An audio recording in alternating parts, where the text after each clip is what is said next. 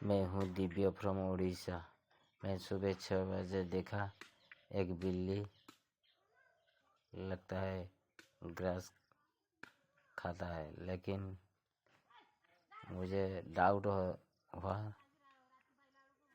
और सब मेरा फैमिली को बुला के सब दिखाया और पड़ोस वालों को, जो क्या कहते हैं उसको, या 60-70 वाला उम्र वाला है, जितना भी है पूरा, इनको बुला के सब दिखाया।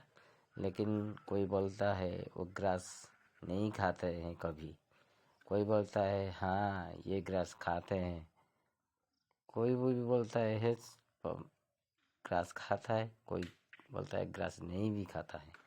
लेकिन मेरा मन में एक डाउट हो रहा है, तो ये सुबह सुबह क्या करते हैं? प्लीज़ आप